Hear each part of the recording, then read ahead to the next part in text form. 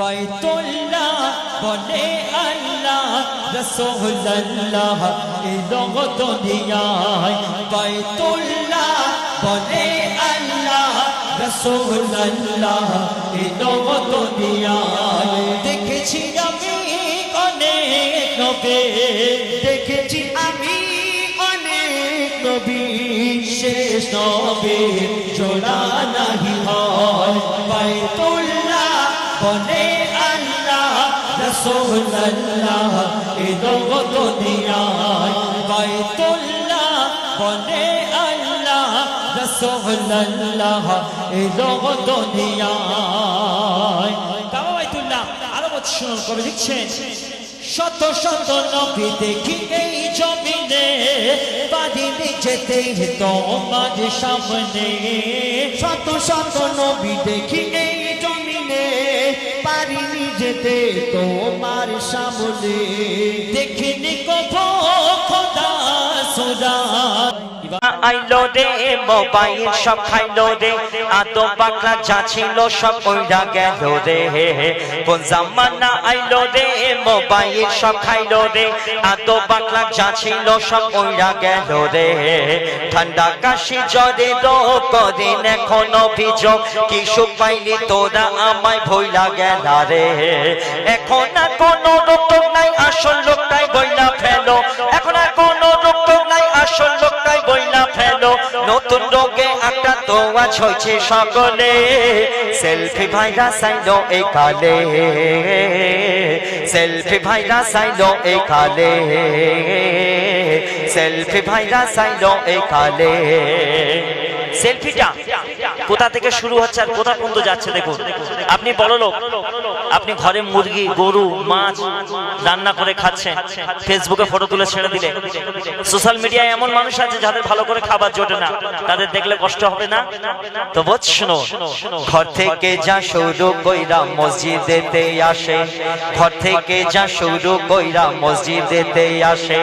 খাবার টেবিল গোসলখানায় বাদ নাই কোনোটাতে খাবার টেবিল গোসলখানায় বাদ নাই কোনোটাতে কি খাইলো আর কি পড়িল ওইটা তুলে সেলফি ফেসবুকেতে আপলোড দিয়া লাগাই শুধু ফেলকি মায়ের সাথে বোনের সাথে গলা গলি সেলফি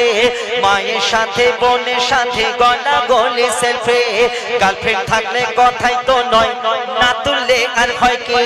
এই হলো আজ দুনিয়ার খান সেলফি গো করছে বেসামাল দিন যতই যায় ততই রোগে বাড়ছে একটা নে সেলফি ভাইরাস আইলো এই কালে সেলফি ভাইরাস আইলো এই কালে তো সেই মাকে নিয়ে গেলাম প্রথমে একটা তোমার জন্য একটা আন্তরা তারপর সালমান যেটা বলো সেটা গাইবো ওটা আমার বেশি গাই তো ওটা একটু গাইবো তো বুঝছো মা বলে আমি ডাকবো কারে মাগো তুমি আছো আজ কত দূরে মা বলে আমি ডাকবো কারে সত্যি আর কাউকে ডাকতে পারবো না আমি তো বুঝছো মা বলে আমি ডাকবো কারে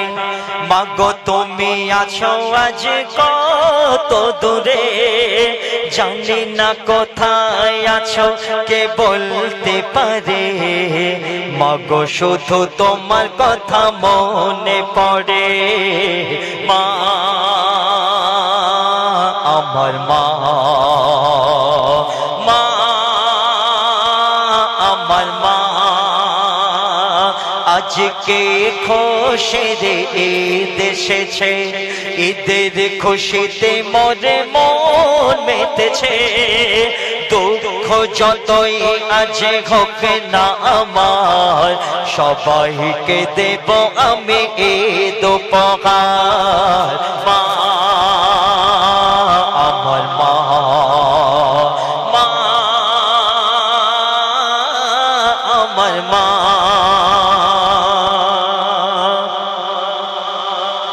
শুনুন শুনলে তিবা একটা নতুন কালাম, দুটো কি একটা আন্তরা, তারপর মা গো আমার ছেড়ে যেও না চলে গে, তারপর পরবর্তী শিল্পী আসবে। কেন এখনো এখানে ভালো ভালো শিল্পী রয়েছে রাত শেষের দিকে। তো বলছো নবীকে উদ্দেশ্য করে আমি স্কিম করে এসেছিলাম এইসব নতুন নতুন গজলগুলো গাইবো। কিছু গজল আমার কিছু ভক্তরা আছে যারা কিনা মইদুল ইসলাম আপনারা সকলে চেনেন, মইদুলদার কিছু গজল আমাকে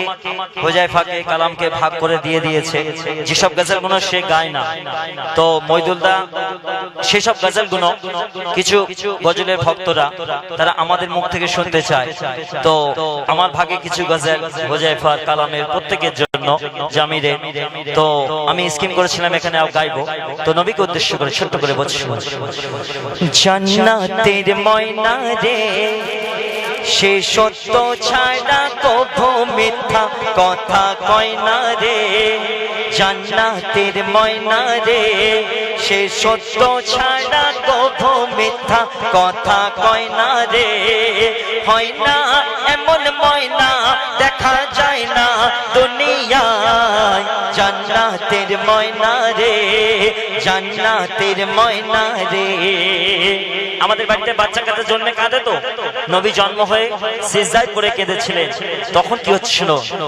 জন্ম হয়ে মায়ের কোলে প্রথম কেঁদে ওঠে, তার কান্না শুনে ফেরেশতারা সাত আসমানে ছোটে, প্রশ্ন করে আল্লাহকে কেঁদে কেঁদে কি বলে, প্রশ্ন করে আল্লাহকে কেঁদে কেঁদে কি বলে, তখন আল্লাহ বলে বন্ধু মোর উম্মতের চিন্তা করে, উম্মতের চিন্তা করে। তখন আল্লাহ বলছে ও বন্ধু কান্না থামাও রে, তোমাকে যে বাসবে ভালো সে জান্নাত পাবে রে, জান্নাতের ময়না রে। আপনারা দেখবেন একটা গরিব লোক মরে গেলে তার জানা যায় বেশি বেশি 50, 60, 30, 20, 100 জন। আর একটা বড় লোক যদি মরে যায় সব ছেড়ে ছুড়ে দিয়ে দুবার তিনবার জানাজা হচ্ছে, তাই না মামু? জানাজার ময়দানে লোক জোগান দেওয়া যায় না, জায়গা দেওয়া যায় না, দুবার তিনবার জানাজা হচ্ছে। কেন? সেই বড় লোকের বাড়িতে যদি না জানাজায় যেতে পারো তাহলে বিয়েতে দাউদ করবে না যে। তো শোনো,